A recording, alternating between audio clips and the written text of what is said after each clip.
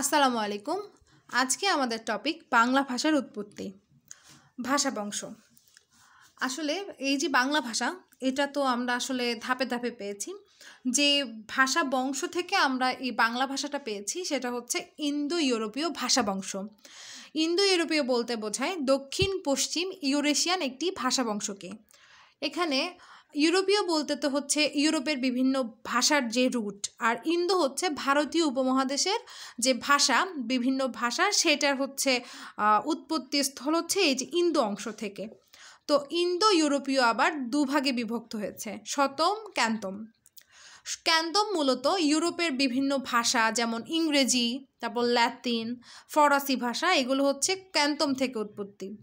আর শতম হচ্ছে এই ভারতীয় উপমহাদেশ, তারপর মিশরীয় ভাষা, ইরানের ভাষা হচ্ছে ফার্সি ভাষা, আরবি ভাষা, এগুলো হচ্ছে শতম থেকে এসেছে। তো আমাদের জানা লাগবে মূলত ভারতীয় উপমহাদেশের ভাষা, যার কারণে আমি ওগুলো লিখিনি। তো ভারতীয় উপমহাদেশ তখন হচ্ছে ভারতীয় ভাষা ছিল একটি। তখন তো আসলে এই যে বাংলাদেশ, ভারত, পুরোটা তো আসলে একটাই ছিল। তো আরও কিছু কিছু বিচ্ছিন্ন অংশ ছিল। তো ওগুলো হচ্ছে সব মিলিয়ে একটা ভারতীয় ভাষা ছিল, সেই ভাষায় আমরাও হয়তো কথা বলতাম। তো এই ভারতীয় ভাষার সঙ্গে আর্যরা যখন মানে ভারতে আগমন করে, আর্যদের আগমনের পরে এই ভাষাটা আসলে পরিবর্তিত হয় এবং আমরা তখন কথা বলি ভারতীয় আর্য ভাষায় কথা বলি। আসলে এখানে ভারতীয় বলতে কিন্তু আমরা যেহেতু বাংলা ভাষার উৎপত্তি সম্পর্কে জানছি, সেই ক্ষেত্রে বাংলাটা স্পেসিফিক, এই যে বাংলা ভাষাটা এই যে আমাদের বাঙালিদের কাছে যেভাবে এসেছে সেই পরক্রমাটাই আমরা জানছি, যার কারণে এই যে ভারতীয় থেকে ভারতীয় আর্য, এটা মূলত আমরা এখন যারা বাঙালিরা আছি আমরা ভারতীয় আর্য ভাষায় কথা বলতাম আর কি তৎকালীন সময়ে। তো তারপর ভারতীয় আর্য ভাষাটা কিন্তু আবার দুভাগে বিভক্ত ছিল, প্রাকৃত ও সংস্কৃত।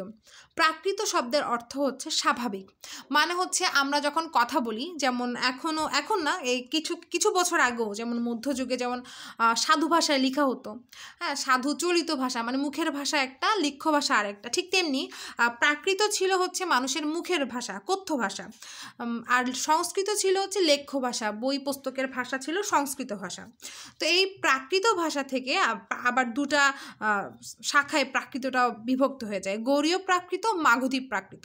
এখানে গৌড়ীয় প্রাকৃত মূলত যে আমাদের যে গৌড়ীয় জনপদ ছিল সেই জনপদের মানুষের ভাষা ছিল গৌড়ীয় প্রাকৃত, আর মাগধী হচ্ছে মগরা যে অঞ্চলে বসবাস করতো সেই অঞ্চলের ভাষা ছিল মাগধী প্রাকৃত। তো ডক্টর মোহাম্মদ শহীদুল্লাহর মতে এই যে গৌড়ীয় প্রাকৃত থেকেই আজকে আমাদের বাংলা ভাষার উৎপত্তি, আর ডক্টর সুনীতি কুমার চট্টোপাধ্যায়ের মতে এই মাগধী ভাষা থেকেই এসেছে আমাদের বাংলা ভাষা। তো যদিও এখানে একটা কনফিউশন আছে, তবে অত্যধিক যেটা মানে যেটাকে মানে সঠিক ভাবা হয় সেটা হচ্ছে গৌড়ীয় প্রাকৃত থেকেই হচ্ছে বাংলা ভাষার উৎপত্তি। তো প্রশ্নে যদি দুইটা থাকে, সাধারণত থাকে না, থাকলে গৌড়ীয় প্রাকৃতটাই অত্যধিক সঠিক। তারপরে হচ্ছে গৌড়ীয় অপভ্রংশ, আর মাগধী থেকে পরিবর্তিত হয় মাগধী অপভ্রংশ হয়।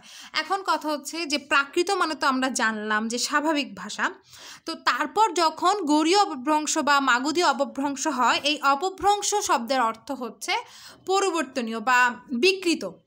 মানে আমরা যখন একটা কিছুকে সেটা রুটটা চেঞ্জ করে বিকৃত করে ফেলি, তো বলি না বিকৃত, সেটাই হচ্ছে যে ওই ভাষাটা আসলে বিকৃত হয়ে যায় আর কি, বিভিন্নভাবে বিকৃত হয়ে যায়। এরপরে হয় বঙ্গ কামরূপী।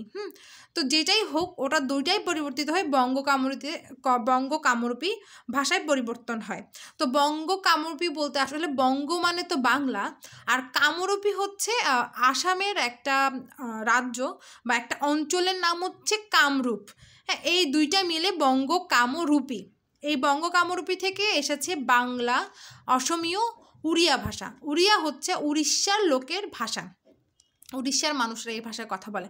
এখন আমরা যখন আসলে এই যে এখন তো আমরা বাংলা বা বাংলাদেশ, তো তৎকালীন ওই সময়টা যে সমগ্র যে বাংলা বলতে কিন্তু বাংলা, আসাম, উড়িষ্যা, বিহার পুরোটা মিলেই কিন্তু আমাদের সমগ্র বাংলা ছিল। তো আসলে এই ভাষাগুলো যদিও আলাদা আলাদা অঞ্চলে আলাদা আলাদা নাম, কিন্তু অনেকটা কিন্তু একই রকম। যেমন আমাদের বাংলাদেশি বিভিন্ন বিভাগ বা অঞ্চলের মানুষের কথা কিন্তু আলাদা আলাদা, ঠিক সেভাবে এগুলোও কিন্তু মানে বাংলায় কিন্তু একটু হয়তো টোনটা আলাদা, হ্যাঁ ওরকম একরকম। কিন্তু তবে এখানে যেহেতু বললাম বঙ্গ মানে বাংলা আর কামরূপ হচ্ছে আসামের একটা অঞ্চলের নাম, সেহেতু যদি প্রশ্নে এমনভাবে থাকে যে বঙ্গ কামরূপী থেকে কোন ভাষার উৎপত্তি, বাংলা থাকলে তো বাংলা হবেই, আর বাংলা যদি না থাকে আসাম থাকে আসাম হবে, দুইটা একসাথে থাকবে না।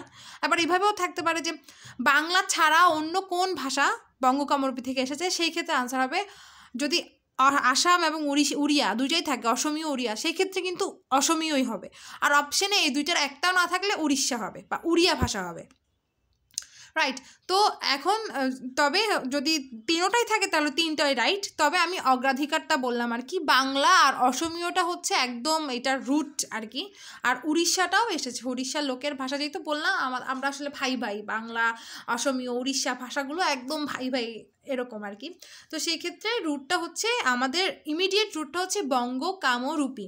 যদি বলে যে আমাদের প্রশ্নগুলো যেভাবে আসে আর কি, যে বাংলা ভাষার উৎপত্তি কোন ভাষা থেকে, সেই ক্ষেত্রে কি হবে, সেই ক্ষেত্রে হবে যে বঙ্গ কামরূপী।